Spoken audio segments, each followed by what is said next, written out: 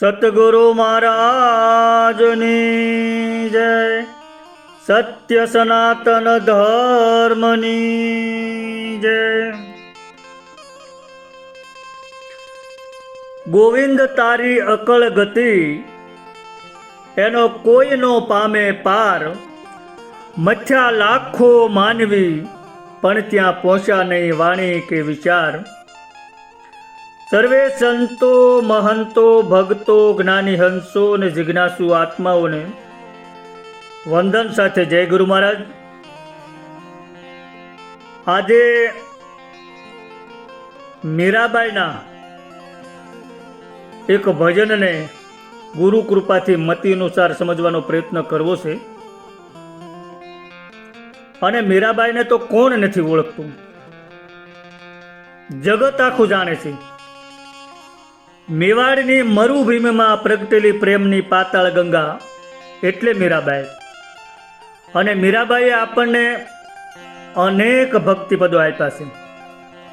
અને એમાંનું એક સાવ સામાન્ય લાગતું પણ આધ્યાત્મિક ભાવથી ભરપૂર અને સ્ત્રી પુરુષના હૈયામાં સતત ગુંજતું રહેતું, એટલે કે લોક હૈયામાં ઝીલાતું રહેતું ભજન. અને ભજનના શબ્દો છે કે બોલમાં બોલમાં બોલમાં રે રાધા, કૃષ્ણ વિના બીજું બોલમાં. આ ભજનને મતિ અનુસાર સમજવાનો પ્રયત્ન કરવો છે. અને એમાં જે કાંઈ નાની મોટી ભૂલ કે ત્રુટિ રહે એ બધી મારી હશે, પણ આપ મોટું મન રાખીને ક્ષમા કરશો. હવે આ ભજનમાં રાધા કોણ છે, કૃષ્ણ કોણ છે, અને બીજું બોલવાની ના પાડનાર કોણ, એ વિગતે સમજીએ. ભજનની 5 કડી છે, પણ દરેક કડી આપણને અંદરથી જગાડે છે. પ્રથમ કડીમાં કીધું કે બોલમાં બોલમાં બોલમાં રે રાધા, કૃષ્ણ વિના બીજું બોલમાં. પહેલી વાત તો એ કે મીરાબાઈનું આ અતિ સુંદર પદ લાખો લોકોના સૂર ઉપર સવાર થઈને ઘર ઘરનું માનીતું બન્યું છે. એવી ભાગ્યે જ કોઈક વ્યક્તિ છે કે જેણે આ પદનો રસ ચાખ્યો ન હોય. બહેનોના કીર્તન મંડળમાં તો ખાસ ગવાય છે, પણ ભજનને ઊંડાણપૂર્વક ઓછા લોકો જાણે છે. પ્રથમ તો એ વાત ઉડીને આંખે વળગે એવી છે કે ભજનની કડીમાં એક જ શબ્દનું 4 વખત આવર્તન થાય છે. બોલમાં બોલમાં બોલમાં રે રાધા, કૃષ્ણ વિના બીજું બોલમાં. આ બોલમાં શબ્દ 4 વખત પુનરાવર્તિત રીતે આવર્તન થાય છે. અને છતાંય આ આવર્તન અળખામણું નહીં, પણ સોહામણું લાગે છે, મીઠું લાગે છે. માણસના મનમાં કોઈ વાતને ઠસાવી હોય તો એને વારંવાર કહેવું પડે છે, તો એ માનવ મનમાં ઝીલાય છે. આ દુઃખભરી દુનિયામાં રાધા કૃષ્ણ સિવાય બીજું કશું બોલવા જેવું નથી. એ વાતને મનમાં બરાબર ઠસાવવા એને 4 વાર પુનરુક્તિ કરી છે. અને એ ભજનની ખૂબી છે. હવે આ પંક્તિમાં બોલવુંનો અર્થ માત્ર મોઢે બોલવું એટલું જ નથી, પણ એ બોલવું એટલે મનના વિચારો, અંતરના સંકલ્પ વિકલ્પો, ચિત્તની દિશા, એ બધી રીતે ગણાવી શકાય. અહીં મીરાબાઈ કહે છે કે હે જીવ, તું જે બોલે છે, વાત કરે છે, વિચાર કરે છે, સંકલ્પ વિકલ્પો કરે છે, તેમાં માત્ર રાધા કૃષ્ણનું નામ જ રાખ, બીજું કશું બોલીશ નહીં. એટલે કે જીવનમાં ભગવાનનું નામ સ્મરણ જ મુખ્ય રાખો. તમારું મન જ્યાં જાય ત્યાં માત્ર પરમાત્મા જ હોવા જોઈએ. શ્વાસે શ્વાસમાં હરિ નામ જ હોવું જોઈએ. હવે પ્રશ્ન થાય કે નામ સ્મરણ તો એકનું જ હોય, તો અહીં રાધા અને કૃષ્ણ બે નામ કેમ? તો રાધા કોણ અને કૃષ્ણ કોણ? તો રાધા એટલે ભક્તિમાં જાગેલો જીવાત્મા, અને કૃષ્ણ કોણ? તો કૃષ્ણ એટલે ચેતન તત્વ, સચ્ચિદાનંદ પરમાત્મા, પરિબ્રહ્મ. એટલે રાધા કૃષ્ણનો અર્થ થયો જીવ અને પરમાત્માનું મિલન.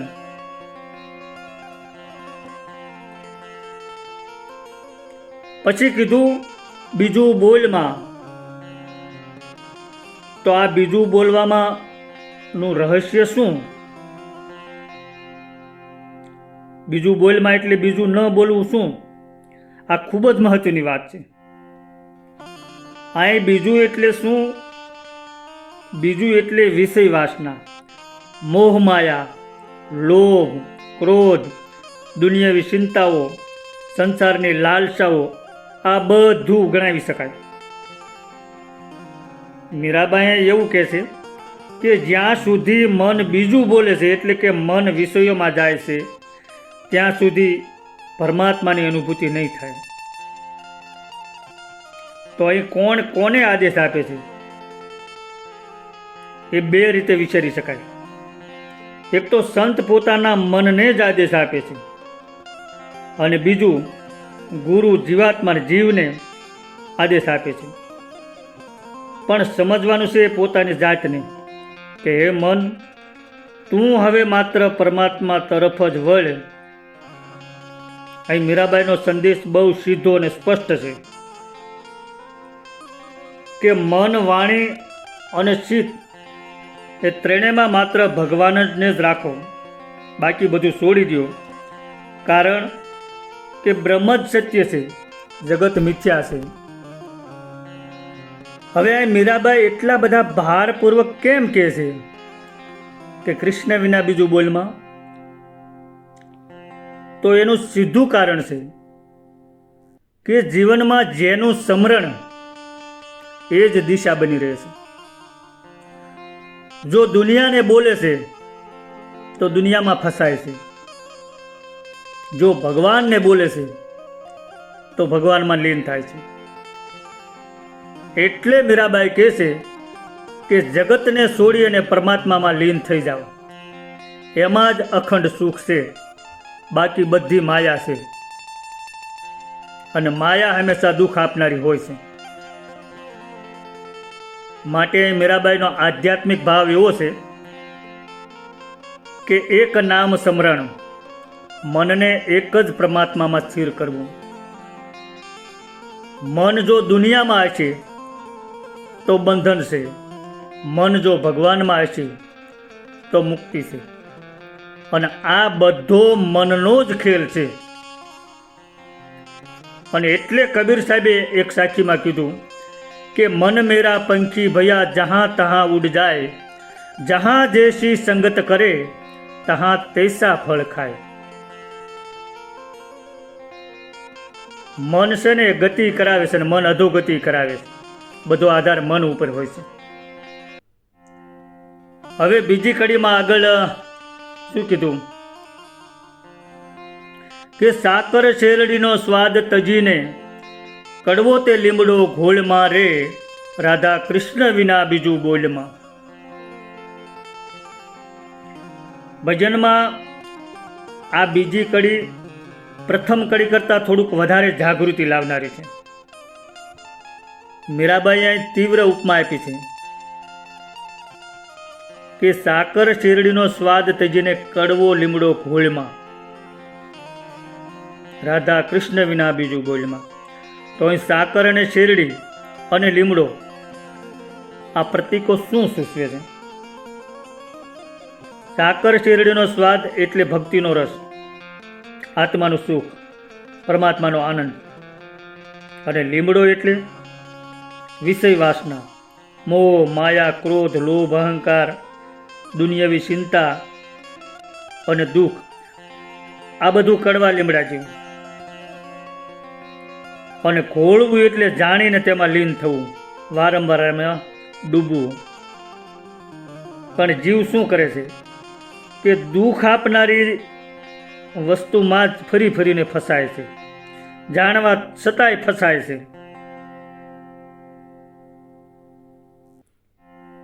મીઠી સાકર છોડીને કડવો લીમડો પીવો એ તો મૂર્ખાઈ જ લાગે. પણ જીવ ક્ષણિક સુખના લોભમાં શાશ્વત સુખ ગુમાવે છે. અને એટલે મીરાબાઈ કહે છે કે પરમાત્માના અખંડ આનંદને છોડી અને માણસ દુનિયાવી કડવાશમાં ફસાઈ ગયો છે. માનવ મનનો સ્વભાવ જ કાંઈક વિચિત્ર છે કે સત્યમાં રસ નથી લેતું, જે શાશ્વત છે, અખંડ છે, એમાં રસ નથી લેતું અને અસત્યમાં ફસાઈ જાય છે. આશા ખોટાનો, શાશ્વત નાશવંતનો, સત્ય અસત્યનો એ વિવેક નથી સમજતું. એટલે હાસુ અખંડ સુખ છોડી અને ખોટા અને ક્ષણિક સુખમાં ફસાય છે.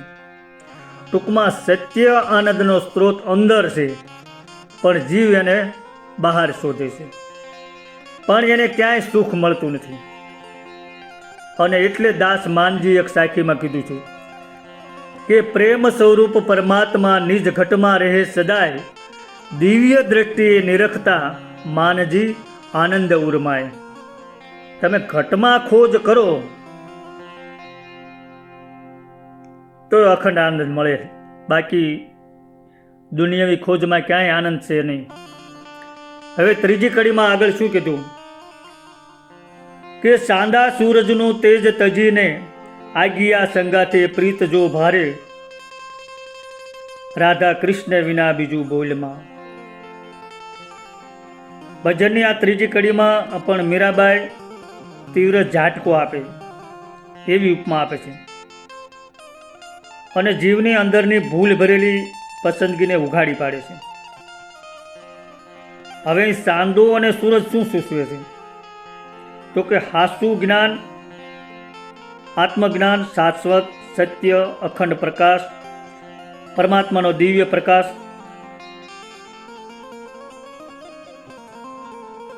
એ સાંદા સૂરજને ઉપમાનું રહસ્ય આમાં બતાવ્યું છે. અને આજ્ઞા શું સૂચવે છે? આજ્ઞા તો આજ્ઞા એટલે માયાનો ઝગમગાટ. આકાશમાં છે ને અંધારું હોય ત્યારે આજ્ઞા લબુક જબુક થતા હોય, પણ એ સ્થિર ન હોય, એનો ઉજાસે સ્થિર ન હોય. તે દેખાય છે, મનને મોહિત કરે, પણ ક્ષણિક માટે, ક્ષણિક સુખ, ઇન્દ્રિયોનો વિષય સુખ, જે ભોગવો એટલી ઘડી ક્ષણિક સુખ લાગે, પણ આખરે દુઃખદાયી હોય. જીવાત્મા જેનાથી દુઃખ મળે છે એમાં જ મન લગાવે છે. અને એટલા માટે મીરાબાઈ અહીં જીવને ભારપૂર્વક જગાડે છે કે તું અનંત આત્મા પ્રકાશને છોડી અને નાશવંત જગમગાટમાં કેમ ફસાય છે. માટે હે જીવ, તું દુનિયાની ક્ષણિક જગમગાટ કરતી માયામાં પ્રેમ કરી રહ્યો છે, પણ એ તને ભટકાવી દે છે. હાસો પ્રેમ તો પરમાત્મા સાથે જ છે. પરમાત્મા એટલે સૂર્ય ચંદ્રનો શાશ્વત પ્રકાશ અને દુનિયા એટલે આજ્ઞાનો ક્ષણિક જગમગાટ. હવામાં પસંદગી તમારે કરવાની છે. ક્ષણિક જગમગાટમાં જીવવું કે આત્માના અખંડ પ્રકાશમાં જીવવું. દુનિયાવી ક્ષણિક સુખમાં ક્યારેય ધરપત નહીં થાય, ક્યારેય તૃપ્તિનો ઓડકાર નહીં આવે, કારણ કે માયાનું સ્વરૂપ જ એવું છે. અને એટલે કડવા ભગતે કીધું છે કે માયા ધનનું મહત્તમ મોટું, સૌ ફરે રઘવાયા, કડવો ભગત કહે કુબેર જેવા, ધનથી નથી ધરાયા. માયામાં ફસાયેલો જીવ માયામાંથી જલ્દી છૂટી નથી શકતો. હવે આગળ ચોથી કડીમાં કહે છે કે હીરા માણેક ઝવેર તજીને, કથિર સંગાથે મણી તોળમાં રે, રાધા કૃષ્ણ વિના બીજું બોલમાં. મીરાબાઈ આ જીવની મોટી ભૂલ બતાવી છે. શું? તો કે અમૂલ્ય છે એને છોડીને જે નકામું છે તેને કિંમતી માની એ મોટી ભૂલ છે. અહીં હીરા માણેક ઝવેરના રૂપકો શું સૂચવે છે? આત્મજ્ઞાન, પરમાત્મા, સત્ય, શાશ્વત આનંદ અને ગુરુનું હાસું જ્ઞાન, એટલે કે હાસો ખજાનો, અમૂલ્ય ખજાનો. અને કથિર શું સૂચવે છે? તો નકામા વિષય એટલે કે માયા, લોભ, મોહ, અહંકાર, ક્ષણિક સુખ જેનું કોઈ હાસું મૂલ્ય નથી, એને કથિરનું રૂપક આપ્યું છે. આગળ મણી તોળમાંનો અર્થ શું? તો તોળવું એટલે સરખાવવું, સરખામણી કરવી. હવે જીવ શું કરે છે કે અમૂલ્ય પરમાત્માને છોડીને નકામી વસ્તુ સાથે તેની સરખામણી કરે છે અને ક્યારેક તો એ નકામી વસ્તુને વધારે મહત્વ આપે છે. હીરા, માણેક, ઝવેરાત જેવા કિંમતી રત્નો છોડે છે અને કથિર જેવી સસ્તી નકામી વસ્તુ સાથે તેની તુલના કરે છે. આ મોટી મૂર્ખાઈ છે. એટલે મીરાબાઈ અહીં ટકોર કરે છે કે તારા અંદર અમૂલ્ય આત્મા છે તો તું બહારની નકામી વસ્તુમાં કેમ મૂલ્ય શોધે છે? હે જીવ, તારા હાથમાં હીરો છે પણ તું તેને ઓળખતો નથી અને કચરાને એટલે કે દુનિયાવી વસ્તુને કિંમતી માની રહ્યો છે. અને એટલે શાંતિ નથી, એટલે સુખ કે આનંદ નથી, કારણ કે જીવ નકામી વસ્તુમાં મૂલ્ય શોધે છે અને અમૂલ્યને અવગણે છે. અને બહુ સાચી વાત છે. તમે આજના માણસોને પૂછો ને કે તમારે શું જોઈએ તો શું કહેશે? પૈસા, નામ, પદ, પ્રતિષ્ઠા, પણ કોઈને આત્મજ્ઞાન કે પરમાત્માની અનુભૂતિની કોઈને પરવા નથી. આ છે ને કથિર સાથે હીરા તોડવા જેવું છે. હવે છેલ્લી કડી, 5મી કડીમાં મીરાબાઈ કહે છે, મીરા કે પ્રભુ ગિરધર નાગર, શરીર આપ્યું સમતોલમાં રે, રાધા કૃષ્ણ વિના બીજું બોલમાં રે. ભજનની આ છેલ્લી કડીમાં મીરાબાઈ કહે છે કે મારા પ્રભુ ગિરધર નાગર કૃષ્ણ એટલે કે પરમાત્માએ એવું શરીર આપ્યું છે કે એમાં હાસું ખોટું કરવાની બંને શક્તિ રહેલી છે, પણ તમે શું પસંદ કરો એ તમારા હાથમાં છે. શરીર આપ્યું સમતોલમાં એટલે ન વધારે દેવત્વ કે ન વધારે પશુત્વ, એટલે કે માનવ જન્મ, એક મધ્યસ્થ અવસ્થા કે જેમાં ભજન થઈ શકે છે અને મોક્ષ ગતિ પણ પામી શકાય છે. મોક્ષ ગતિ પણ પામી શકાય છે અને માયામાં ફસાઈને અધોગતિમાં પણ જઈ શકાય છે. આ બે રસ્તા છે. હવે શું કરવું ને એ તમારા હાથની વાત છે. એક તરફ પરમાત્મા છે, બીજી તરફ માયા છે. કઈ બાજુ ઝૂકશો એ તમારો નિર્ણય છે.